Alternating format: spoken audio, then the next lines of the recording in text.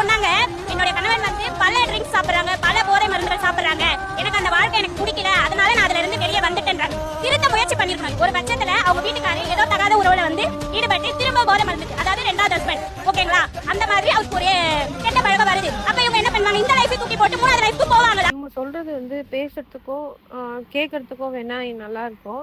ஆனா அது வாழ்றவங்களுக்கு தான் அதை பத்தி தெரியும். உண்மையா சொல்றேன்.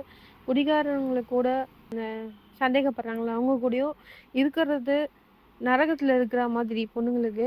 ஸோ பொண்ணுங்களா இருந்தாலும் சரி, பசங்களா இருந்தாலும் சரி, அந்த மாதிரி ஒரு பார்ட்னர் கூட இருக்கிறது வந்து ஒரு நரகத்துல இருக்கிற மாதிரி தான் நான் சொல்லுவேன். ஏன்னா அவங்க சொல்றாங்க, அவங்கள திருத்தறதுக்கு முயற்சிப்பேன். உண்மையா சொல்லணும்னா, அந்த மாரி இருக்கிறவங்கள திருத்தவே முடியாது. அவங்களா திருந்துனா மட்டும்தான் உண்டு. இந்த மாரி குடிகாரர்களுக்கும், இந்த மாரி படுறவங்களும் கல்யாணம் பண்ணிக்கின்னு, பொண்ணுங்க வந்து எவ்வளோ கஷ்டப்படுறாங்கன்னு நெறைய பேர் நான் பார்த்துருக்கேன். நெறைய பேர் இருக்கிறாங்க. இது எல்லாரும் பார்த்துருப்பீங்க. நான் மட்டும் இல்ல, நெறைய பேர் பார்த்துருப்பாங்க. ஃபேமிலி எவ்வளோ கஷ்டப்படுறாங்க அப்படின்னு சொல்லிட்டு. இவங்க வந்து எப்படி இவ்வளோ ஈஸியா சொல்றாங்கன்னு எனக்கு சத்தியமா தெரியல. ஏன்னா, அவங்க ஹஸ்பண்ட் வந்து ஒரு குடிகாரனா இல்லாம இருந்திருக்கலாம். அதனால இவங்க பேசுறது வந்து இவ்வளோ ஈஸியா இருக்கு. ஸோ அடுத்தவங்களையும் யோசிச்சு பாருங்க. குடிகாரனுங்கள கல்யாணம் பண்ணிக்கின்னு எவ்வளோ வாழ்க்கைய வந்து கஷ்டப்படுறாங்க அப்படின்னு சொல்லிட்டு.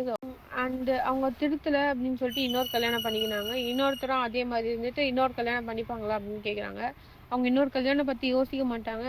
ஆம்பளைங்களையும் நம்புறதுக்கு அவங்க தயாராகவும் இருக்க மாட்டாங்க. ஏன்னா 2 வாட்டி பட்டதே போதும்னு நினைச்சிட்டு அவங்க அவங்க வேலையை பார்த்துட்டு இருப்பாங்க. செகண்ட் மேரேஜ் ஏன் பண்ணிக்கினாங்க அப்படின்னா, அவங்களுக்கு வந்து ஒரு சப்போர்ட் தேவைப்பட்டிருக்கும். அதனால தான் அவங்க வந்து செகண்ட் மேரேஜ் பண்ணியிருக்காங்க.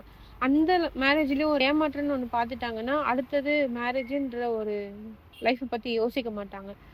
குடிகாரன் கூட இருந்துட்டு பிடிக்காத ஒரு லைஃப்ப வாழ்றதை விட வெளியே வர்றது எவ்வளோ பெட்டர் அப்படின்னு சொல்லிட்டு வெளியே வந்துட்டு அவங்க கெட்டு போல ஒரு நல்ல லைஃப்ல ஒரு ஒரு பிஸ்னஸ்ன்னு ஒன்று அவங்களுக்கு தேவையான ஒரு ஸ்கில் கற்றுக்கிட்டு அவங்க நல்லா தான் இருக்கிறாங்க. அண்ட் இன்னொரு வீடியோ அந்த பொண்ணு பேசினாங்க பார்த்தீங்களா, நான் ஒரு குடிகாரனை கல்யாணம் பண்ணி டைவர்ஸ் பண்ணி இருந்தாங்க பார்த்தீங்களா, அவங்களோட வீடியோ ஆட் பண்ணுறேன். அந்த ஹஸ்பண்ட் வந்து எந்த அளவுக்கு குடிகாரனாக இருந்திருப்பாங்க அப்படின்னு சொல்லிட்டு நீங்கள் பாருங்கள். பார்த்துட்டு அவங்க எடுத்த டிசிஷன் கரெக்டாக தப்பான்னு கமெண்ட்டில் சொல்லுங்கள். பெட்ரோல் வாங்கிட்டு வந்து வீடெல்லாம் ஊற்றி கேஸை வச்சு தட்ட வச்சாங்க. வீடு வெடிச்சு அவங்க போயிட்டாங்க, கிளம்பி ஊருக்கு போயிட்டாங்க. நாடு ரோட்டில் ஒரு வாரம் பிச்சை எடுத்துக்கிறேன் சார்.